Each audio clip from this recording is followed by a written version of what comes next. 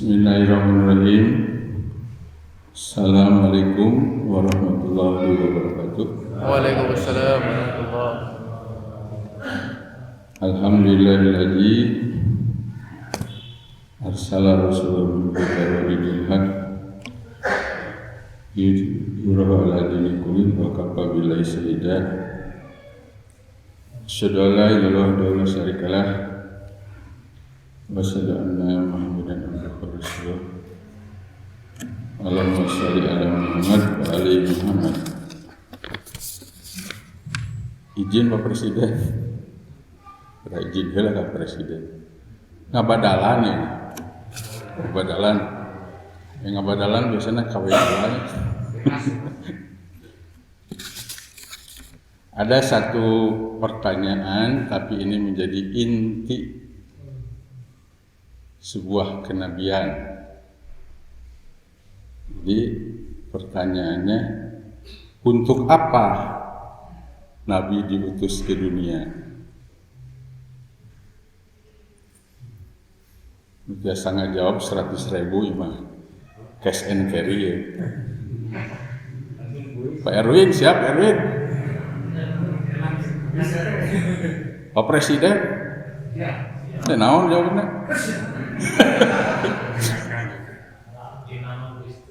Loh, mantap. Langsung, tapi per periode 100.000 entahnya. Beliau bandar LPG. Nah, kayaknya disedahkan dia, ya ayah ya.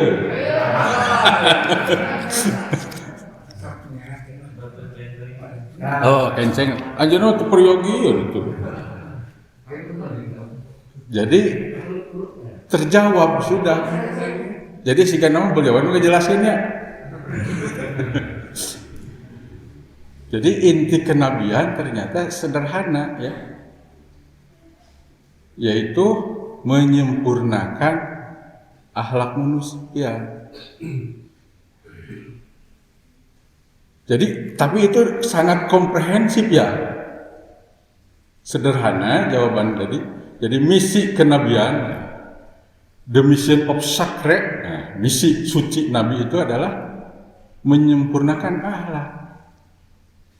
Jadi kalau begitu ibadah-ibadah kita itu buat apa? Sholat. Angguna entah sholat. Berarti itu hanya satu terminal, ini persepsi abdinya. Satu terminal. Belum mencapai ke tujuan utama. Kalau sholatnya perilakunya tidak berubah baik, ada artinya nggak? Ada sih, mungkin ada artinya ya. Karena proses kan manusia ya. Tapi mudah-mudahan dengan sholat, dengan perilaku sholat, timbul sikap tawadu bahwa kita mah sebenarnya adalah hamba. Tidak bisa berlaku takabur. Nah, cuma disitulah. Makanya tidak sedikit yang sholat tapi tidak memahami maknanya. Fawailul lil musallin. Tuh. Rajin sholat tapi fawailul. Terus tuh.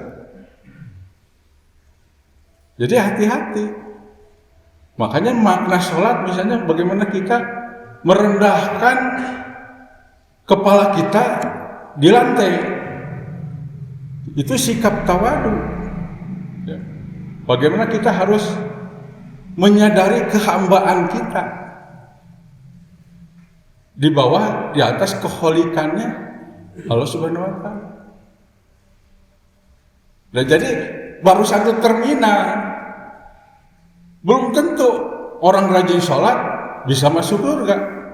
Walau dia mah berat cenanya. Sholat komun henteu. Nutara sholat gitu nya. Apakah dijamin orang yang puasa diterima puasanya? Belum tentu. Ya.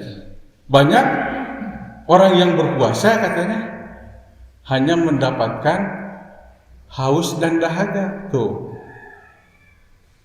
Jadi puasanya juga puasa yang hampa, tidak bermakna. Nah, jadi itu fase-fase. Zakat. Apakah setiap orang yang berzakat, yang berinfak otomatis diterima? Tidak. Kamu bari pamer mah hayang kapuji teh geuninnya. Sehingga pada infak yang sebutkannya di hamba Allah teh aing teh aya teh cenah. Engko hamba Allah teh hayang disebutkeun tah pamer. Pamer mah amalan kita habis. Laras teh. Pak Ustad, aya Pak Muslim ka ayeuna nama sembuh alhamdulillah. Asam urat kamari saminggu. Makanya ulah serinting ke Boyolali, Pak, itu ulah di Boyolali karena itu teh jeroan ngejedud Ramadan saminggu teh nah itu justru.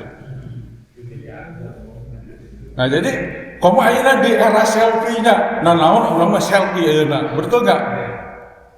Rek ibadah sholat tahajud selfie heula ya Allah semudah tapi di selfie kan teh gini rek dahar teh lain ngadoa dipoto heula teh makananna komo di restoran mah diupload tuh. Tapi memang kita ayeuna teh masa tuh ayeuna di video kita kita di YouTube aya itu ngawara apakah saya berceramah akhirnya yang jadi ke film tak diterima ibadahnya tapi nu dorakan ieu nu nyieun iya anu ka video keunana tah jadi zakat belum tentu diterima ya. Haji apakah setiap yang haji diterima hajinya? Belum tentu. Para sahabat itu kadang-kadang, nah hajinya di haji itu banyak wajah-wajah si binatang tuh. Anu terus terbuka ini, teh kasap istilahnya. Jadi hati-hati. Karena tujuannya tadi, tujuan kenabian itu adalah menyempurnakan akhlak. Bayangkan akhlak di zaman Nabi. Ya. Laki-laki dibunuh kan, kejahilian, maksiat dan sebagainya. Nah ini pernah ada satu ketika Rasulullah ditanya oleh sahabat, ya Rasulullah, kayaknya ini sahabat ini ahli surga katanya. Emang kenapa kata Rasulullah? Dia ahli ibadah, ya. Ahli puasa, ahli zakat. Rasulullah bertanya, lalu gimana kepada tetangganya? Nah kalau itu jelek ya Rasul, neraka, bayangin. Itu jawaban Rasulullah.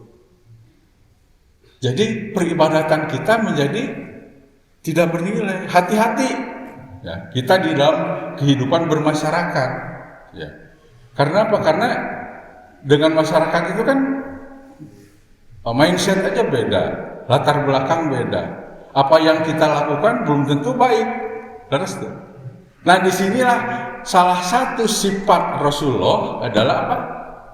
Ikhlas. Nah ini tidak mudah ya. Sering mudah mengatakan ya, sifat ikhlas itu, tapi sangat sulit. Ya, sangat sulit. Ya. Karakter untuk bisa ikhlas katanya salah satunya adalah tidak tamak kesubuhan. Jangan tamak. Ya. Jangan rakus. Ingin segala memiliki. Nah itu udah sulit itu. Ingin sekali dipuji, ingin sekali tampil. Nah itu tidak ikhlas. Sehingga Allah Subhanahu wa Ta'ala mengatakan di dalam surat Al-Ahzab itu ya, bahwa katanya sungguh telah ada di dalam diri Rasul itu adalah teladan yang baik, suri teladan yang baik bagi kamu. Jadi bagaimana kita meneladani contoh yang konkret? Nah di dalam agama kita mah jelas Rasulullah. Lautan akhlaknya itu begitu mulia. Ya. Rasulullah disakiti tidak pernah membalas. Satu ketika Rasulullah bayangin ingin berdakwah menyampaikan ajaran ke Taif. Ya. Sesampai di Taif, coba bayangkan, padahal dia ingin mengajak kepada keselamatan, kepada kedamaian dari kehancuran. Tapi sampainya di Taif bukan diterima, malah dilecehkan, bahkan dilempari. Nah ini apa yang terjadi kalau kita seperti itu? Pada saat itu yang marah bukan Rasulullah, tapi Jibril. Ya Rasul, seandainya kau inginkan, maka penduduk Taif itu akan kamu timpakan dengan gunung itu. Hebatnya. Lamun pakadal lagi diprovokasi, aya nu ngabelaan gitu. Cepat alhamdulillah sikat. Gitunya. Pasti gitu. Itu mah manusiawi kitanya aya nu mantuan ngabelaan, aduh alhamdulillah ya gitunya. Tapi Rasul tidak. Biarkan mereka belum tahu coba. Cerita yang sering diludahi Yahudi tuh ya. Tapi Rasul tidak membalas. Bahkan ketika yang meludahi sakit, dia yang pertama menengok. Nah, dia akhlak kepada manusia, kepada individu, kepada sesama begitu indah. Sikap ikhlas tadi, tidak pamer. Ya. Kemudian sikap jujur, amanah. Nah, ini akhlak Rasulullah. Senyum, sapa, salam. Nah itu akhlak Rasulullah. Sanes teh agim. Ya. Senyum, sapa, salam. Nah itu akhlak Rasulullah. Selalu ceria. Nah sehingga itu refleksi dari pemahaman, pendalaman terhadap nilai, terhadap ajaran Al-Quran. Sehingga Aisyah mengatakan Rasulullah itu adalah akhlaknya Quran atau Quran berjalan. Nah, coba kita ingin memberikan contoh saha anu Pancasilais dah hese sok. Orang yang mengatakan Pancasilais belum tentu, bahkan Pancasila hanya jadikan alat untuk memukul. Terus, nah, apalagi kalau akhlak ini atau sifat akhlak ini tidak dimiliki oleh orang yang punya kuasa. Kalau seseorang saja berakhlak buruk tetangga, itu kan menimbulkan sikap tidak nyaman, ya, merasa didengki, ya, dicurangi, digibahkan dan sebagainya. Tapi bagaimana kalau yang akhlak jelek ini adalah yang punya kuasa? Nah ini bencana sebenarnya, akan menimbulkan bencana besar. Seandainya yang tidak punya akhlak ini adalah yang punya kuasa, karena dia bisa menggunakan seluruh aparatur, seluruh sumber daya untuk mewujudkan keinginannya. Jadi bencana besar kalau orang berkuasa tidak berakhlak. Makanya filosof Yunani kuno Aristoteles, di mana para filsuf Islam abad tengah itu belajar terhadap filsafat Yunani, mengatakan politik itu perlu dengan sebuah etika. Etika itu dalam bahasa kita hari ini akhlak. Jadi kalau politik tidak berakhlak, namanya itu menurut dia itu jun politikon. Nah, itu jun politikon. Binatang berpolitik, bayangkan. Jun politikon, Pak, disebutnya. Wujudnya manusia, tapi sifat hewaniahnya sangat dominan. Bayangkan 5 juta Yahudi mati di tangan Hitler. 5 juta tuh bayangkan berapa banyak penduduk Bandung aja hanya 2 juta. 5 juta dibantai oleh Hitler. Zaman Stalin, Uni Soviet jutaan, Mao Zedong di Cina jutaan dibantai karena perbedaan kepentingan politik. peristiwa 66, nah, di Indonesia kan 66 berapa datanya? Mungkin jutaan juga orang meninggal. Harus. Jadi begitu dahsyat kalau sebuah kekuasaan tidak dilandasi oleh akhlak, etika. Etika itu sifat dasar yang sifatnya refleks perilaku, tindakan, ucapan, akhlak kepada sesama, akhlak kepada Allah, akhlak kepada makhluk lain. Tuh. Nah, Rasul itu menjadi suri teladan kita bagaimana kita harus mencontoh. Ya mungkin ini berat ya bagi kita ini ya. Yang di dalam diri kita itu ada sifat hewaniah, nafsu amarah, istilah Maslow, ego. Jadi di dalam diri itu ada ego. Nah, ego itu yang harus ditundukkan. Nah, Rasulullah itu menjadi suri teladan karena dia bisa menundukkan ego.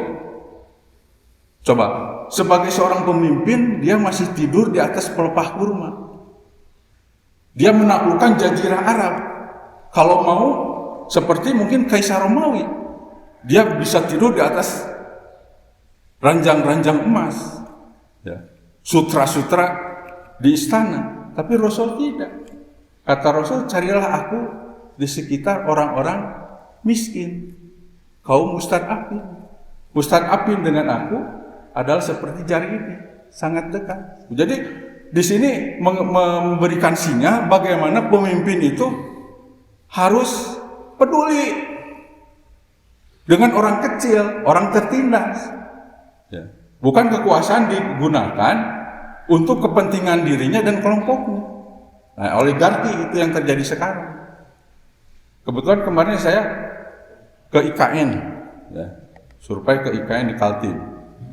IKN itu hutan belantara, tapi bukan hutan belantara alami, itu hutan para konglomerat. Di sana ditanam sawit, akasia. Akasia itu untuk bubur kertas. Nah, jadi banyak kepentingan yang terlibat di sana, bukan kepentingan rakyat. Nah, Rasulullah itu menjadi sinyal, memberikan sebuah gambaran bagaimana seorang pemimpin itu harus dekat dengan rakyat tanpa jarak maksudnya ya, tanpa jarak. Tidak ada pas pampres. Zaman Rasul nggak ada pampres, sehingga masyarakat sulit untuk berhubungan. Nah, ini ceritanya satu ketika Rasulullah berada dalam suatu kondisi sakit yang agak lama, sehingga berapa minggu, kalau kaum muslim seminggu ke masjid, Rasul itu beberapa minggu tidak ke masjid ya. Nah, sehingga pada saat itu Rasulullah meminta Bilal untuk mengumpulkan para sahabat. Bilal, kumpullah para sahabat di masjid, saya ingin menyampaikan sesuatu, kata Rasulullah. Ini Rasul itu yang begitu mulia, yang mengagungkan Rasul itu bukan manusia. Allah Subhanahu wa Ta'ala, para malaikat, para nabi bersolawat kepada Nabi. Tapi Rasul begitu rendah hati, begitu tawaduknya. Nah, saya itu bila mengumpulkanlah para sahabat di masjid dan kemudian Rasul ini ditanduk, ya dibawa ke masjid karena sakitnya belum pulih benar. Para sahabat waktu itu di luar sholat fardu agak kaget, kenapa, ada apa gitu kan.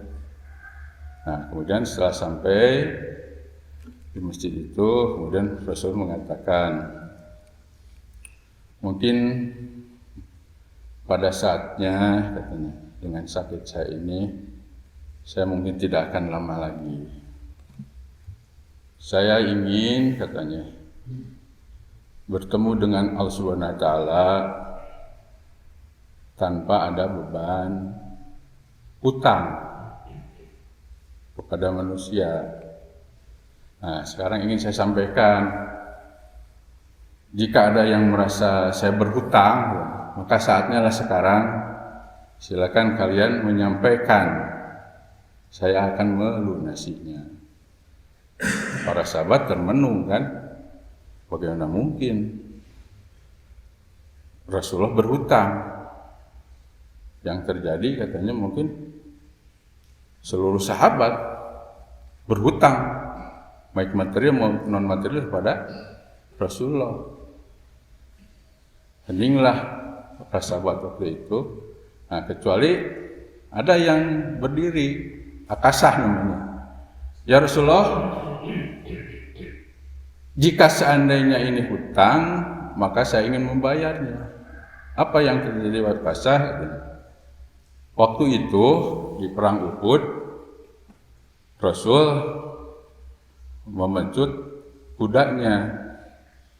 Tanpa Rasul ketahui, di belakang itu sebenarnya ada saya. Pecut itu mengenai saya. Nah, jika itu dianggap hutang, maka saya ingin membayarnya hari ini. Wahai Ukasah, itu juga termasuk hutang. Nah, kalau begitu ya Rasul, izinkan saya membalasnya.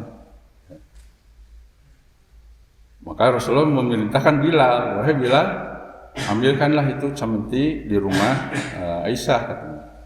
Ini para sahabat geram kan, dalam kondisi Rasul sakit, ya, si Ukasah ini ingin membalas hutang, membalas dendam. Kalau dendam bukan hutang ya, hutang cemeti.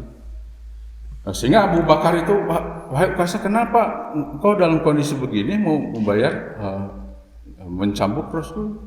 Biarlah saya yang membalasnya. Kata Rasul, jangan, Abu Bakar, ini adalah urusan saya dengan Ukasah. Kata. Nah, waktu itu Rasul ada di mimbar, maka Rasulullah katanya, saya tidak mungkin mencambuk engkau di atas mimbar, maka turunlah. Dengan susah payah Rasul juga turun. Kemudian Ukasah semakin mendekat. Cucu Rasulullah waktu itu, Hasan Husain, juga mencegah, wahai paman, kenapa engkau ingin mencambuk Rasulullah? Biarlah saya akan membalas, menjadi ganti dari Rasulullah. Tidak, wahai cucuku, diamlah. Ya Rasulullah sudah mendekat. Waktu itu saya tidak berbaju, maka aku ingin engkau melepaskan bajumu. Maka Rasul pun melepaskan bajunya, dan terlihatlah kulit beliau yang sangat mulia, ya. Dan di perutnya ada batu penahan lapar. Nah, ketika sudah itu, si Ukasah ini berbalik, bukan memencut, tapi melepaskan cambuk itu dan merangkulnya. Ya Rasulullah, bagaimana mungkin aku akan mencambukmu? Ini karena aku ingin kulitku yang hina ini menempel dengan kulitmu yang ada di surga. Belum tentu aku masuk di surga. Nah, disitulah betapa indahnya akhlak Rasulullah, ya. Jadi kecintaannya luar biasa. Wahai para sahabat, katanya, jika engkau ingin melihat ahli surga, inilah Ukasah. Karena kecintaannya, ya. Mudah-mudahan pada saat ini kita baca sholawat, Allahumma sholli ala Muhammad wa ali Muhammad. Mudah-mudahan Rasulullah juga mendengar doa kita dan menjawabnya, ya. Nah, kemudian setelah itu para sahabat pun memeluk Rasulullah, dan tidak lama setelah itu kemudian Rasulullah meninggal. Innalillahi wa inna ilaihi rajiun. Barangkali ini mohon maaf yang sedikit yang bisa disampaikan. Asyhadu an la ilaha illa anta astaghfiruka wa atubu ilaik. Assalamualaikum warahmatullahi wabarakatuh.